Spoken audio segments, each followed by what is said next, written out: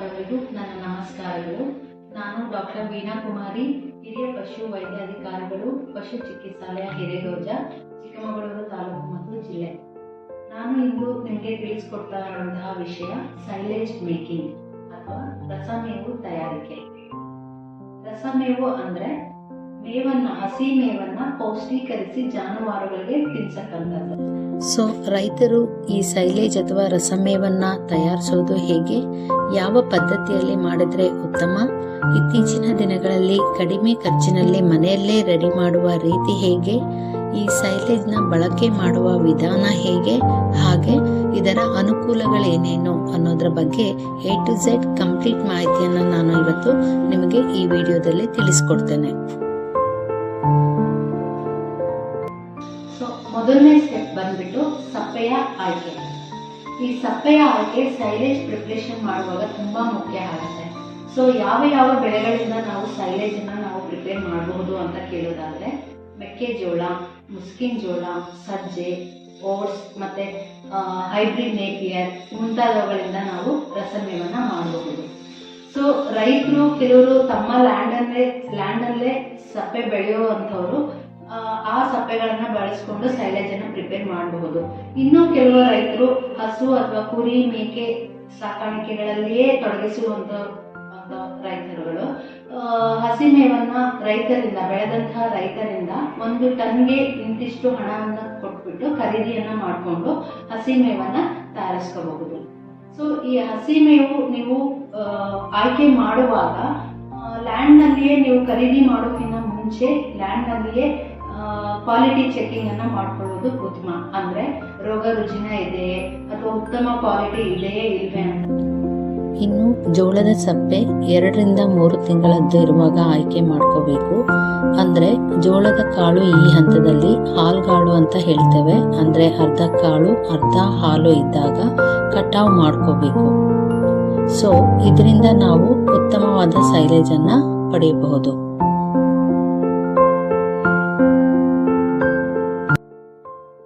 ಇನ್ನು ಕೆಲ ರೈತರು ನನಗೆ ಫೀಲ್ಡ್ ನಲ್ಲಿ ಕೇಳ್ತಾ ಇರ್ತಾರೆ, ಸ್ವೀಟ್ ಕಾರ್ನ್ ಅಥವಾ ಬೇಬಿ ಕಾರ್ನ್ ಇಂದ ನಾವು ಸೈಲೇಜ್ ಅನ್ನ ಮಾಡಬಹುದಾ ಅಂತ ಹೇಳ್ಬಿಟ್ಟು. ಸೊ ಈ ಸೈಲೇಜ್ ಪ್ರಿಪೇರ್ ಮಾಡುವಾಗ ಜೋಳದ ಮಾತನೆ ಬಹಳ ಮುಖ್ಯ ಆಗ್ತದೆ. ಸಪೋಸ್ ನಾವೀಗ 1 kg ಸೈಲೇಜ್ ಅನ್ನ ಜಾನುವಾರಿಗೆ ನೀಡೋದಾದ್ರೆ ಅದರಲ್ಲಿರೋ 50 ರಿಂದ 100 ಗ್ರಾಂ ಕಾಳು ಅದರ ಮಾತೆಯಿಂದನೇ ಬರುವಂತದ್ದು. ಸೊ ಮಾತೆ ಇಲ್ಲದೆ ಬರೀ ಜೋಳದ ಕಡ್ಡಿಯಿಂದ ಬಳಸ್ಕೊಂಡು ಪ್ರಿಪೇರ್ ಮಾಡಿದಂತ ಸೈಲೇಜ್ ಅನ್ನ ನಾವು ತಿನ್ನಿಸೋದ್ರಿಂದ ಯಾವುದೇ ಉಪಯೋಗ ನಮ್ಗೆ ಆಗೋದಿಲ್ಲ. ಸೊ ಆದಷ್ಟು ಜೋಳದ ಕಾಳು ಅಥವಾ ಮಾತೆ ಇರುವಂತಹ ಸಪ್ಪೆಯನ್ನೇ ನಾವು ಆಯ್ಕೆ ಮಾಡ್ಕೋಬೇಕು.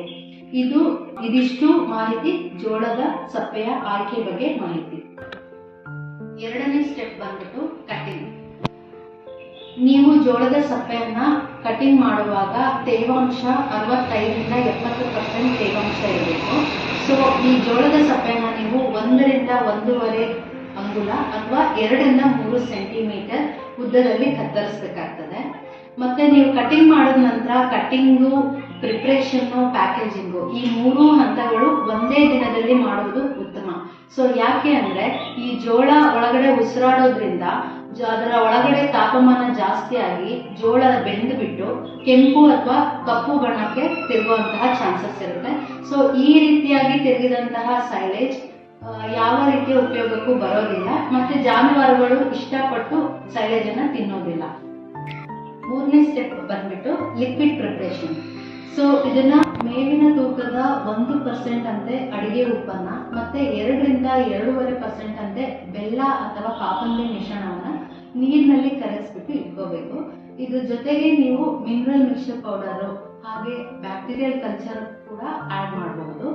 ಬ್ಯಾಕ್ಟೀರಿಯಲ್ ಕಲ್ಚರ್ ಇಟ್ ಈಸ್ ಆಪ್ಷನಬಲ್, ನೀವು ಆಡ್ ಮಾಡಲೇಬೇಕು ಅಂತ ಇಲ್ಲ.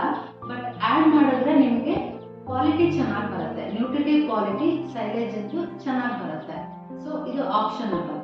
ಸೊ ಉಪ್ಪನ್ನ ನೀವು ಹಾಕೋದ್ರಿಂದ ಇದರಲ್ಲಿ ಐಡಿನ್ ಅಂಶ ಇರ್ತದೆ ಮತ್ತೆ ಇಟ್ ವಿಲ್ ಇನ್ಕ್ರೀಸ್ ದ ಪೆಲೆಟಬಿಲಿಟಿ. ಇನ್ನು ಬೆಲ್ಲ ಹಾಕೋದ್ರಿಂದ ಇದು ಟೇಸ್ಟಿಗೆ ಬರುತ್ತೆ. ಇನ್ನೊಂದು ಇದನ್ನ ಹಾಕೋದ್ರಿಂದ ನೀವು ತುಂಬಾ ದಿನಗಳ ಕಾಲ ಅದನ್ನ ಸ್ಟೋರೇಜ್ ಮಾಡಿ ಇಡಬಹುದು. ಅಂದ್ರೆ 6 ತಿಂಗಳಿಂದ 1 ವರ್ಷ ತನಕ ನೀವು ಇಟ್ಕೊಂಡು ಬಳಸಬಹುದು ಸೈಲೇಜ್ ಅನ್ನ. ಇನ್ನು ಮಿನರಲ್ ಮಿಕ್ಸ್ಚರ್ ಹಾಕೋದ್ರಿಂದ ಮಿನರಲ್ ಮಿಕ್ಸ್ಚರ್ ಡಿಫಿಷಿಯನ್ಸಿ ಕಾಯಿಲೆಗಳು ಜಾನುವಾರುಗಳಲ್ಲಿ ಕಂಡುಬರೋದಿಲ್ಲ. ಬ್ಯಾಕ್ಟೀರಿಯಲ್ ಕಲ್ಚರ್ ಇದು ಹಾರ್ಮ್ಫುಲ್ ಬ್ಯಾಕ್ಟೀರಿಯಾ ಗ್ರೋತ್ ಆಗೋದನ್ನ ತಡೆಗಟ್ಟುತ್ತೆ. ಸೊ ಇದರಿಂದ ಸೈಲೇಜ್ ಸ್ಪಾಯ್ಲೇಜ್ ಆಗೋದನ್ನ ನಾವು ತಡೆಗಟ್ಟಬಹುದು. ಮತ್ತೆ ಇದು ನ್ಯೂಟ್ರಿಟಿವ್ ಕ್ವಾಲಿಟಿಯನ್ನ ಇನ್ಕ್ರೀಸ್ ಮಾಡುತ್ತೆ. ಸೊ ಇದೆಲ್ಲ ಅಂಶಗಳನ್ನ ನೀವು ಗಮನದಲ್ಲಿ ಇಟ್ಕೊಂಡು ಈ ಎಲ್ಲ ಸಾಮಗ್ರಿಗಳನ್ನು ನೀವು ಬಳಸ್ಕೊಂಡು ಸೈಲೇಜ್ ಅನ್ನು ಮಾಡೋದ್ರಿಂದ ಸೈಲೇಜಿನ ಕ್ವಾಲಿಟಿ ಇಂಪ್ರೂವ್ ಆಗುತ್ತೆ. ಸೊ ನ್ಯೂಟ್ರಿಟಿವ್ ಕ್ವಾಲಿಟಿ ಕೂಡ ಇಂಪ್ರೂವ್ ಆಗುತ್ತೆ. ನೆಕ್ಸ್ಟ್ ಸ್ಟೆಪ್ ಬಂದ್ಬಿಟ್ಟು ಪ್ಯಾಕೇಜಿಂಗ್. ಸೈಲೇಜ್ ಅನ್ನ ನಾವು 3 ಪದ್ಧತಿಯಲ್ಲಿ ಮಾಡಬಹುದು. ಒಂದು ಪ್ಲಾಸ್ಟಿಕ್ ಬ್ಯಾಗ್ ಪದ್ಧತಿ, ಡ್ರಮ್ ಪದ್ಧತಿ ಹಾಗೂ ಪಿಕ್ ಪದ್ಧತಿ. ಈ 3 ಪದ್ಧತಿಯಲ್ಲಿ ಡೆಪ್ತಿಂಗ್ ಪದ್ಧತಿ ನಿಮಗೆ ತುಂಬಾ ಹೆಚ್ಚಿನ ಪ್ರಮಾಣದಲ್ಲಿ ಸೈಲೇಜ್ ಮಾಡುವಾಗ ಡೆಪ್ತಿಂಗ್ ಪದ್ಧತಿಯನ್ನ ಬಳಸಿದ್ರೆ ಉತ್ತಮ. ಬಟ್ ಇದರಲ್ಲಿ ಸಕ್ಸಸ್ ರೇಟ್ ಕಡಿಮೆ. ಯಾಕೆ ಅಂದ್ರೆ ನಾವು ಮೇವನ್ನ ತಗೊಳ್ಳುವಾಗ ಏರ್ ಶಿಸ್ತಾಗಿ ಮಾಡಲಿಲ್ಲ ಅಂತಂದ್ರೆ ಗಾಳಿ ಒಳಗಡೆ ಎಂಟರ್ ಆಗಿ ಹೋಲ್ ಸೈಲೇಜ್ ಹಾಳಾಗುವಂತಹ ಸಾಧ್ಯತೆ ಇರುತ್ತೆ. ಸೊ ಹಾಗಾಗಿ ಇದರಲ್ಲಿ ಸಕ್ಸಸ್ ರೇಟ್ ಕಡಿಮೆ. ಹಾಗೇನೆ ಇದು ವೆರಿ ಕಾಸ್ಟ್ಲಿ. ಹೇಳೋದಾದ್ರೆ ಪ್ಲಾಸ್ಟಿಕ್ ಬ್ಯಾಗ್ ಪದ್ಧತಿ ಉತ್ತಮ. ಯಾಕೆ ಅಂದ್ರೆ ಇದರಲ್ಲಿ ನೀವು 50 kg, 100 kg, 150 kg ಅಥವಾ 1 ಟನ್, ಇತ್ತೀಚಿನ ದಿನಗಳಲ್ಲಿ 15 ಟನ್ ಅಷ್ಟು ಪ್ರಿಪೇರ್ ಅನ್ನ ಬ್ಯಾಗ್ ಅಲ್ಲಿ ನಾವು ಮಾಡ್ಕೋಬಹುದು. ಸೊ ಅಗತ್ಯಕ್ಕೆ ತಕ್ಕಂತೆ ನೀವು ಮಾಡ್ಕೊಳ್ಳೋದ್ರಿಂದ ಈ ಪದ್ಧತಿ ನಿಮಗೆ ಉತ್ತಮವಾಗಿ ಇರುತ್ತೆ. ಸೊ ನೀವು ಸೈಲೇಜ್ ಅಲ್ಲಿ ಚಾಫ್ ಮಾಡಿದಂತಹ ಫಾಡರ್ ಅನ್ನ ತುಂಬುವಾಗ ಮಧ್ಯ ಮಧ್ಯೆ ಹಂತವಾಗಿ ನೀವು ಮಿಶ್ರಣವನ್ನ ಹಾಕ್ತಾ ತುಂಬಬೇಕಾಗತ್ತೆ. ಅದೇ ರೀತಿ ನೀವು ಏರ್ ಔಟ್ ಮಾಡ್ಬೇಕಾಗತ್ತೆ. ಕಾಲ್ನಲ್ಲಿ ತುಳಿದು ಅಥವಾ ಹೈಡ್ರೋಲಿಕ್ ಪ್ರೆಷರ್ ಅಥವಾ ವ್ಯಾಕ್ಯೂಮ್ ಪಂಪ್ ಅನ್ನ ಬಳಸ್ಕೊಂಡು ಈ ಏರ್ ಟೈಟ್ ಆಗಿ ಏರ್ನ ಒಳಗಡೆಯಿಂದ ತೆಗೆದು ಆಮೇಲೆ ನೀವು ಏರ್ ಟೈಟ್ ಆಗಿ ನೀಟಾಗಿ ಕಟ್ಟಿಬಿಟ್ಟು ಅದ್ರ ಮೇಲ್ಗಡೆ ಭಾರವಾದಂತಹ ಕಲ್ಲು ಅಥವಾ ಭಾರವಾದಂತಹ ವಸ್ತುವನ್ನು ಇಟ್ಬಿಟ್ಟು ಕ್ಲೋಸ್ ಮಾಡ್ಬೇಕಾಗತ್ತೆ. ಸೊ ಈ ರೀತಿ ಭಾರವಾದ ವಸ್ತುವನ್ನ ಅದ್ರ ಮೇಲೆ ಇಟ್ರೆ ಗಾಳಿ ಒಳಗಡೆ ಎಂಟರ್ ಆಗೋ ಚಾನ್ಸಸ್ ಬಹಳ ಕಡಿಮೆ ಇರ್ತದೆ. ಸೊ ಸಕ್ಸಸ್ ರೇಟ್ ಹೆಚ್ಚಾಗಿರುತ್ತೆ. ನೆಕ್ಸ್ಟ್ ಸ್ಟೆಪ್ ಬಂದ್ಬಿಟ್ಟು ಸ್ಟೋರೇಜ್. ಎಷ್ಟೋ ಜನ ರೈತರಿಗೆ ಡೌಟ್ ಇರುತ್ತೆ, ಈಗ ನಾವು ಸೈಲೇಜ್ ಅನ್ನ ಪ್ರಿಪೇರ್ ಮಾಡಾದ್ಮೇಲೆ ಆ ಚೀಲವನ್ನ ಅಥವಾ ಬ್ಯಾಗ್ ಅನ್ನ ನಾವು ಒಳಗಡೆನೆ ಇಡ್ಬೇಕಾ ಅಥವಾ ಹೊರಗಡೆ ಇಡಬಹುದಾ ಅಂತ. ಸೊ ಈ ರೀತಿ ಪ್ರಿಪೇರ್ ಮಾಡಿದಂತಹ ಸೈಲೇಜ್ ಅನ್ನ ನೀವು ಹೊರಗಡೆ ಅಥವಾ ಬಿಸಿಲಲ್ಲಿ ಗಾಳಿಯಲ್ಲಿ ಇಡೋ ಹಾಗಿಲ್ಲ. ಒಂದು ರೂಮ್ ಒಳಗಡೆ ಸೈಡ್ ನಲ್ಲಿ ನೀವು ಇಡಬೇಕಾಗತ್ತೆ. ಈ ರೀತಿ ಗಾಳಿಯಲ್ಲಿ ಅಥವಾ ಬಿಸಿಲಲ್ಲಿ ಎಕ್ಸ್ಪೋಸ್ ಆದಂತಹ ಸೈಲೇಜ್ ಯಾವುದೇ ಉಪಯೋಗಕ್ಕೆ ಬರೋದಿಲ್ಲ. ಸೊ ಯಾಕೆ ಅಂದ್ರೆ ಫಂಗಸ್ ಸ್ಟಾರ್ಟ್ ಆಗುವಂತ ಚಾನ್ಸಸ್ ಇರುತ್ತೆ. ಸೊ ಇದರಿಂದ ಟಾಕ್ಸಿನ್ಸ್, ನ್ಯೂರೋಟಾಕ್ಸಿನ್ಸ್ ಒಳಗಡೆ ಪ್ರೊಡ್ಯೂಸ್ ಆಗಿ ನಾವು ಇಂತಹ ಸೈಲೇಜ್ ಅನ್ನ ಜಾನುವಾರುಗಳಿಗೆ ಕೊಟ್ಟಾಗ ಅವುಗಳ ಆರೋಗ್ಯದ ಮೇಲೆ ವಿಪರೀತ ಪರಿಣಾಮವನ್ನ ಬೀರ್ತದೆ. ಸೊ ಈ ತರ ಬೂಸ್ ಬಂದಿರುವಂತಹ ಅಥವಾ ಫಂಗಸ್ ಆಗಿರುವಂತಹ ಸೈಲೇಜ್ ಅನ್ನ ನಾವು ಯಾವುದೇ ಕಾರಣಕ್ಕೂ ಜಾನುವಾರುಗಳಿಗೆ ಬಾರದು. ಸೊ ನೆಕ್ಸ್ಟ್ ಬಂದ್ಬಿಟ್ಟು ಇದರ ಬಳಕೆಯ ವಿಧಾನ ಹೇಗೆ ಅಂತ ಹೇಳ್ಬಿಟ್ಟು ಎಷ್ಟೋ ಜನ ಫಾರ್ಮರ್ಸ್ ಗೆ ಡೌಟ್ ಇರುತ್ತೆ, ಮಾಡಿ ಇಟ್ಟಾದ್ಮೇಲೆ ಎಷ್ಟು ದಿನ ಆದ್ಮೇಲೆ ನಾವು ಓಪನ್ ಮಾಡಬೇಕು ಅಥವಾ ಬಳಕೆ ಮಾಡಬೇಕು ಅಂತ ಹೇಳ್ಬಿಟ್ಟು. ಇದರ pH, ಸೈಲೇಜಿನ pH ಬಂದ್ಬಿಟ್ಟು 3.5 to 4.7 ಇಷ್ಟು ಒಳಗಡೆ ಇರಬೇಕಾಗ್ತದೆ. ಸೊ ಈ 3.5 15 ದಿನದಲ್ಲೇ ಬರ್ಲಿಕ್ಕೆ ಸ್ಟಾರ್ಟ್ ಆಗ್ತಾ ಹೋಗುತ್ತೆ. ಸೊ ನೀವು ಈ ಸೈಲೇಜ್ ಅನ್ನ 1.5 ತಿಂಗಳು ಅಥವಾ 45 ದಿನಗಳ ನಂತರ ಬಳಸೋದು ಉತ್ತಮ. ಯಾಕೆಂದ್ರೆ ಇದು ನ್ಯೂಟ್ರಿಟಿವ್ ಕ್ವಾಲಿಟಿ ಹೆಚ್ಚಾಗಿರುತ್ತೆ ಈ ಸಮಯದಲ್ಲಿ. ಸೊ 45 ದಿನಗಳ ನಂತರ ಈ ಸೈಲೇಜ್ ಅನ್ನ ನೀವು ಬಳಸಬಹುದು. ಉತ್ತಮ ರೀತಿಯಲ್ಲಿ ತಯಾರಿಸಿದ ರಸಮೇವು ಬೇಲದ ಹಣ್ಣಿನ ವಾಸನೆ ಹಾಗೂ ಈ ರೀತಿಯಾಗಿ ಹಳದಿ ಬಣ್ಣ ಹೊಂದಿರುತ್ತದೆ. ಹಾಗೇನೆ ಎಲ್ಲಾ ಬ್ಯಾಗ್ ಅನ್ನು ಒಟ್ಟಿಗೆ ಓಪನ್ ಮಾಡಬಾರ್ದು. ಯಾವುದೇ ಕ್ಯೂರಿಯಾಸಿಟಿಯಿಂದನೋ ಅಥವಾ ಇನ್ನೊಂದು ಕಾರಣಕ್ಕೋ ಎಲ್ಲಾ ಬ್ಯಾಗ್ ಅನ್ನು ಓಪನ್ ಮಾಡಕ್ ಹೋಗ್ಬಾರ್ದು. ಒಂದೊಂದೇ ಬ್ಯಾಗ್ ಅನ್ನ ಓಪನ್ ಮಾಡಿ ನೀವು ಬಳಸ್ಕೊಳ್ಳೋದು ಉತ್ತಮ. ಸೊ ಯಾವ ರೀತಿ ಓಪನ್ ಮಾಡಿರ್ತೀರೋ ಅದೇ ರೀತಿಯಲ್ಲಿ ನೀವು ಏರ್ ಟೈಟ್ ಮಾಡಿ ಕಟ್ಬಿಟ್ಟು ಕ್ಲೋಸ್ ಮಾಡ್ಬೇಕಾಗತ್ತೆ. ಒಂದು ಸಲ ಗಾಳಿ ಒಳಗಡೆ ಎಂಟರ್ ಆದ್ರೆ ಎಗೈನ್ ಫಂಗಸ್ ಬರುವಂತ ಚಾನ್ಸಸ್ ಇರ್ತದೆ. ನೀವು ಒಂದು ಬ್ಯಾಗ್ ಓಪನ್ ಮಾಡಿದ್ಮೇಲೆ 1 ಅಥವಾ 2 kgಯ ಸೈಲೇಜ್ ಅನ್ನ ಹೊರಗೆ ತೆಗಿಬೇಕಾಗ್ತದೆ. ಹೇಗಾದ್ರೂ ಆಕಸ್ಮಿಕವಾಗಿ ಅದು ಗಾಳಿ ಎಂಟರ್ ಆಗಿ ಇರುತ್ತೆ, ಸ್ಪಾಯ್ಲ್ ಆಗೇ ಇರುತ್ತೆ. ಸೊ ಆ ಒಂದು 2 kg ಸೈಲೇಜ್ ಅನ್ನ ನೀವು ಹೊರಗೆ ತೆಗೆದು ಮಿಕ್ಕಿದ ಸೈಲೇಜ್ ಅನ್ನ ನೀವು ಬಳಸ್ಕೋಬಹುದು. ಸೊ ಯಾವುದೇ ಮೆಥಡ್ ಇಂದ ನೀವು ಮಾಡಿದ್ರು ನೀವು ಗಾಳಿ, ಬಿಸಿಲು ಮತ್ತೆ ಇಲಿಗಳು ಇರುವಂತಹ ಜಾಗದಿಂದ ಹೊರಗಡೆ ಇಟ್ರೆ, ಬೇರೆ ಕಡೆ ಇಟ್ರೆ ಉತ್ತಮ. ಅಂತಹ ಸೈಲೇಜ್ ಅನ್ನ ನೀವು ಯಾವುದೇ ಡೌಟ್ ಇಲ್ಲದೆ ಬಳಸಬಹುದು. ಈ ಸೈಲೇಜ್ ನಿಮಗೆ ಹೊರಗಡೆ ಖರೀದಿ ಮಾಡ್ಲಿಕ್ಕೂ ಸಿಗ್ತದೆ. 1 kgಗೆ 6 ರೂಪಾಯಿ ಅಥವಾ 7 ರೂಪಾಯಿ ಅಂತ ನೀವು ಖರೀದಿ ಕೂಡ ಮಾಡಬಹುದು. ರೈತರು ಮನೆಯಲ್ಲೇ ಮಾಡ್ಕೊಳ್ಳೋದ್ರಿಂದ ತುಂಬಾ ಅನುಕೂಲಕರ ಆಗಿರುತ್ತೆ. ಸಪೋಸ್ ಅವರು 1 ಟನ್ನಿಗೆ ಮಾಡುವಂತದ್ದು ಪ್ಲಾನ್ ಏನಾದ್ರು ಇದ್ರೆ ನೀವು ಅದಕ್ಕೆ 10 ಲೀಟರ್ ನೀರನ್ನ ಮಿಕ್ಸ್ ಮಾಡಬೇಕು. ಹಾಗೇನೆ 1 ರಿಂದ 2 kg ಉಪ್ಪು, 2 ರಿಂದ 4 kg ಬೆಲ್ಲ, ಮತ್ತೆ 1 ಅಥವಾ 2 kg ಅಷ್ಟು ಮಿನರಲ್ ಮಿಕ್ಸ್ಚರ್ ಪೌಡರ್ನ ಆಡ್ ಮಾಡಬೇಕಾಗುತ್ತೆ. ಇದಿಷ್ಟನ್ನು ನೀವು ಮಾಡಿಕೊಂಡು ಮನೆಯಲ್ಲೇ ಸೈಲೇಜ್ ಅನ್ನ ಪ್ರಿಪೇರ್ ಮಾಡ್ಕೊಳ್ಳೋದ್ರಿಂದ ತುಂಬಾ ಅನುಕೂಲ ಆಗ್ತದೆ. ಸೊ ಫೈನಲ್ ಆಗಿ ಈ ಸೈಲೇಜ್ ಅಥವಾ ರಸಮೇವಿನ ಉಪಯೋಗಗಳಿಗೆ ಏನೇನು ಅಂತ ತಿಳ್ಕೊಳ್ಳೋದಾದ್ರೆ, ಈ ಸೈಲೇಜ್ ಮಾಡಿ ಬಳಸೋದ್ರಿಂದ ನಿಮಗೆ ವರ್ಷವಿಡೀ ಹಸಿ ಮೇವು ದೊರೆತಂತಾಗುತ್ತೆ. ಸೊ ಬೇಸಿಗೆಯಲ್ಲೂ ಸಹ ನೀವು ಬಳಸ್ಕೋಬಹುದು. ಮತ್ತೆ ನೀವು ಮಾಮೂಲಿ ಜೋಳ ಸಪ್ಪೆ ಹಾಕೋದ್ರಿಂದ ಅದರಲ್ಲಿ 9% ಪ್ರೋಟೀನ್ ಇರ್ತದೆ. ಅದೇ ನೀವು ಸೈಲೇಜ್ ಮಾಡಿ ಪೌಷ್ಟೀಕರಿಸಿ ಕೊಡೋದ್ರಿಂದ ಈ ಪ್ರೋಟೀನ್ 12% ಹೆಚ್ಚಾಗಿರುತ್ತೆ. ಹಾಗೆ ದಪ್ಪ ಕಾಂಡದ ಸಪ್ಪೆಯನ್ನ ನಾವು ಕತ್ತರಿಸಿ ಈ ಸೈಲೇಜ್ ಮಾಡೋದ್ರಿಂದ ಮೇವಿನ ವೇಸ್ಟೇಜ್ ಅನ್ನ ತಡೆಗಟ್ಟಬಹುದು.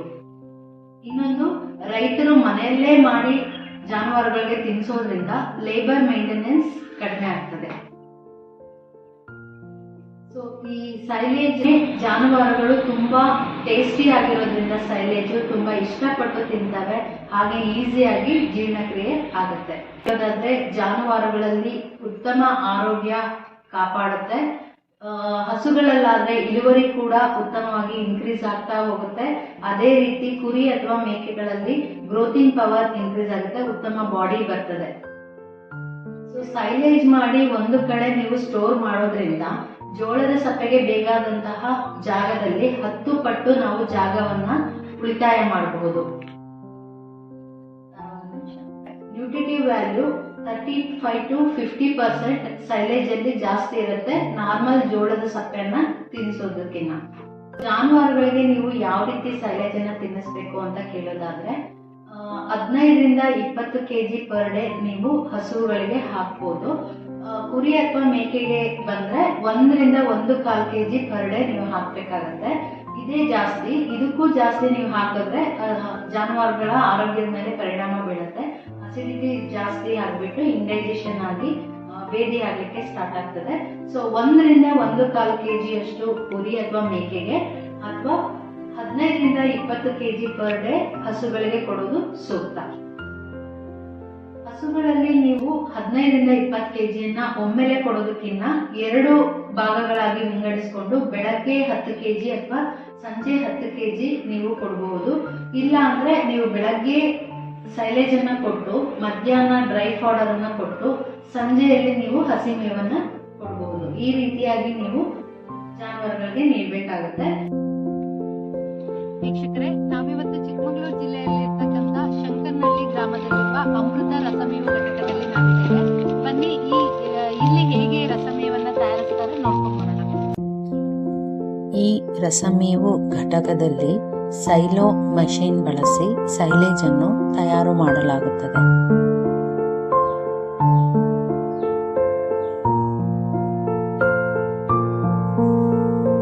ಈ ಮಿಷನ್ನಲ್ಲಿ ಕಂಟಿನ್ಯೂಸ್ ಆಗಿ ಫಾಡರ್ ಕಟಿಂಗ್ ಮತ್ತು ಫಿಲ್ಲಿಂಗ್ ಮಾಡಲಾಗುತ್ತದೆ.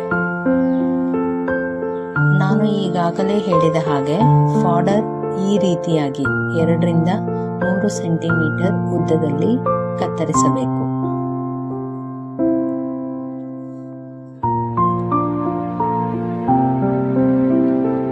ಇಲ್ಲಿ ಏರ್ಔಟ್ ಮಾಡಲು ಹೈಡ್ರೋಲಿಕ್ ಪ್ರೆಸ್ಸಿಂಗ್ ಪದ್ಧತಿಯನ್ನು ಬಳಸಲಾಗಿದೆ.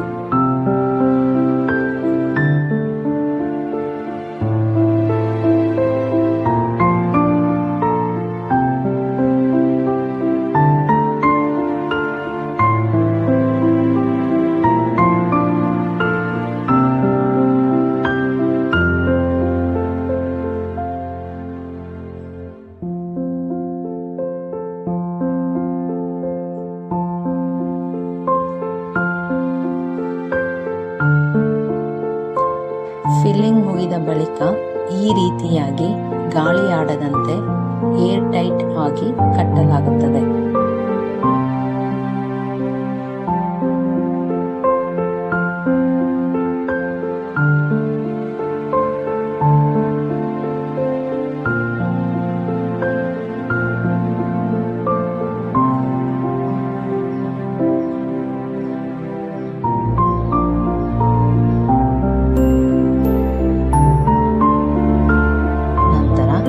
ಪ್ರತಿ ಸೈಲೋ ಬ್ಯಾಗ್ ಅಥವಾ ಚೀಲವನ್ನು ತೂಕ ಹಾಕಿ ಆ ಚೀಲದ ಮೇಲೆ ತೂಕದ ಪ್ರಮಾಣವನ್ನು ಬರೆಯಲಾಗುತ್ತದೆ.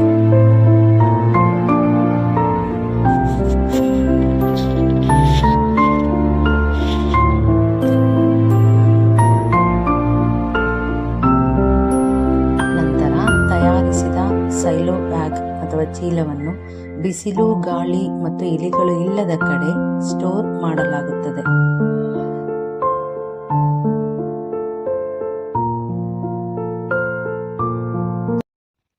ನಮಸ್ಕಾರ. ತಮ್ಮ ಹೆಸರು? ಬಸವರಾಜ್ ಅಂತ. ಓಕೆ.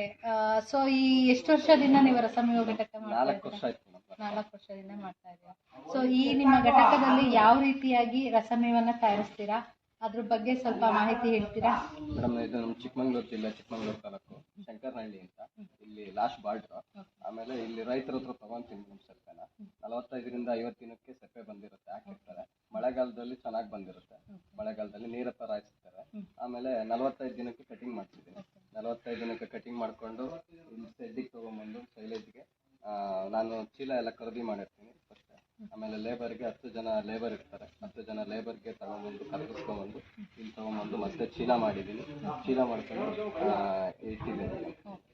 ಸೊ ರೈತರಿಂದ ಖರೀದಿ ಮಾಡ್ತೀರಾ, 1 ಟನ್ನಿಗೆ ಎಷ್ಟು ಅಂತ ನೀವು ಖರೀದಿ ಮಾಡ್ತೀರಾ? ಮೇಡಮ್, ಮಳೆಗಾಲದಲ್ಲಿ ಸ್ವಲ್ಪ ಕಮ್ಮಿ ಇರುತ್ತೆ, ಸೀಸನಲ್ಲಿ ಜಾಸ್ತಿ ಇರುತ್ತೆ.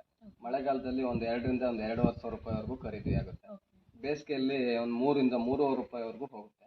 ನಾನು ಮಳೆಗಾಲದಲ್ಲಿ 6 ರೂಪಾಯಿ ಕೊಡ್ತಿದ್ದೀನಿ.